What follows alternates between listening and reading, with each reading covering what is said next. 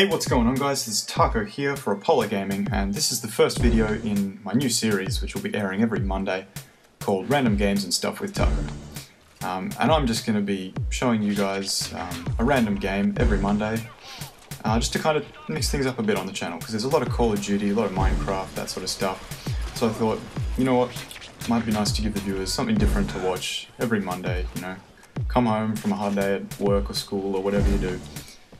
And just kind of relax and see something new and something fresh that you haven't seen before, or you might have heard of but not actually experienced firsthand.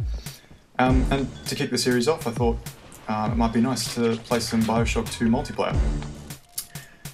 It may look a little strange at first, but I'll go through everything, kind of explain it to you, and I don't know, hopefully by the end of any video in the series really, that you might be interested enough to go out and rent it at least, or maybe buy it, or you know, just do your research more, I should say, and kind of, yeah, get out of the little comfort zone of Call of Duty or whatever. So yeah, Bioshock 2. It's basically set in an underwater city in the 1950s roughly, and a civil war's broken out. But before the Civil War there was no government control whatsoever, so technology kind of went crazy, and that's why we've got kind of superpowers called plasmids, and it's basically a drug made from a sea slug they found that kind of acts like a cancer, replaces the native cells with like new temporary unstable ones. Yeah, that's me going all like super nerdy backstory or whatever. And that they were modified to give the user superpowers, or you know, what some may call superpowers.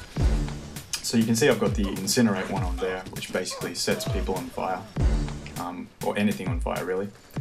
That's a lot of fun. You can charge it up, and that's what I like to do. I kind of walk around, charge it up, just release it on someone, then just mow them down with a nail gun. But I'll get into the guns later on.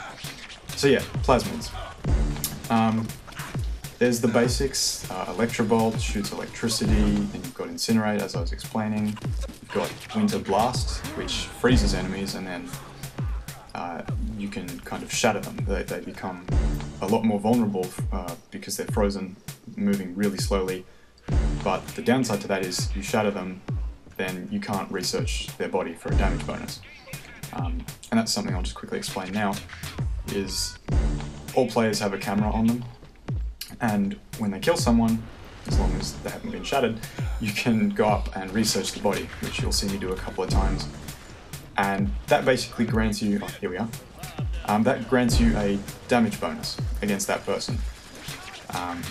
And trust me, when you're playing this game, you'll pretty quickly find out that you need the damage bonuses, because it's, you know, when everyone's got a damage bonus on you and they're just killing you like that, it's no fun, trust me. So this game, you see, I think I get a damage bonus on like the whole team, and I'm just able to repeatedly own them. So yeah. Some of the other plasmids include insect swarm, which just, you kind of shoot bees out of your hand and it stuns the enemies. They can't see, they're slowly taking damage because the bees are stinging them, that sort of stuff. I've just realized how crazy this all sounds, like in one hit, for anyone who hasn't played the game, which I mean I highly recommend. It's won so many awards, and then there's like a new one coming out next year. It was going to be this year, but unfortunately they pushed back the release date, which is just, that's why I hate developers who kind of, you know, are eager to push a release date out, because, I mean, especially if it's a quality game, like Call of Duty or something, that's understandable, because Activision is always, you know, on Infinity Ward or Treyarch's back to get a game out by this time. But game developers, you know, who take their time and say, hey, yeah, it's definitely going to be out here, build up a lot of hype, and then nothing happens, it's really disappointing. Anyway, went off on a bit of a tangent there. Was I talking about insect swarm? There's plasmids that allow you to set like traps. So instead of equipment, I guess you could say, I'm relating everything to Call of Duty, but that's just because I'm sure most of our viewers here, that's, you know, what you'd know. So yeah, instead of equipment, you kind of have plasmids that set traps. So I guess you could say your Claymore or your Bouncing Betty would be a geyser trap, which just, you can put it on any surface and it shoots a jet of water up, like whoever steps on it, friendly or non-friendly, shoots them into the air, so they'll hit the ceiling or something.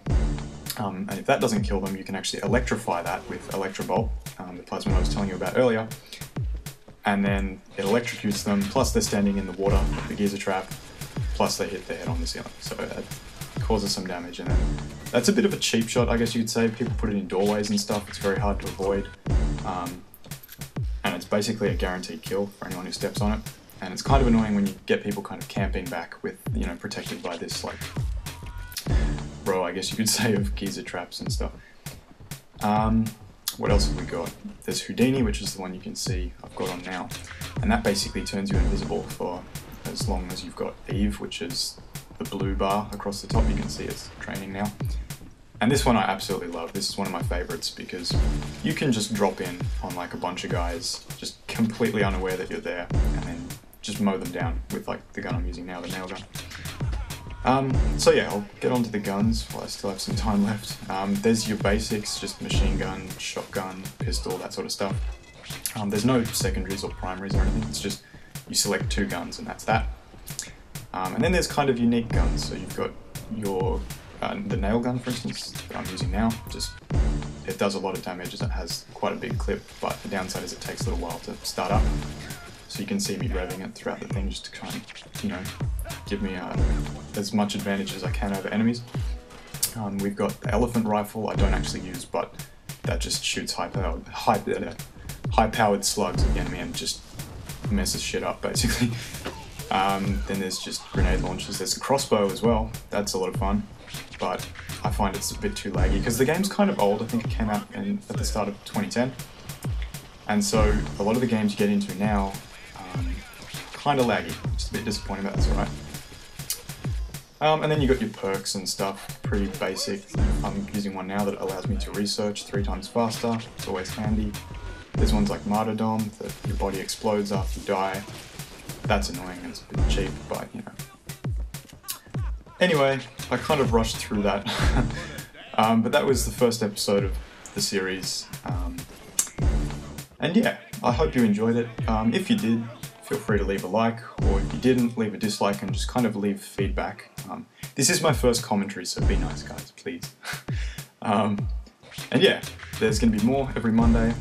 Tune in on Apollo, youtube.com/TheApolloNetwork for a new random game every Monday. Hope you enjoyed, guys. See you later.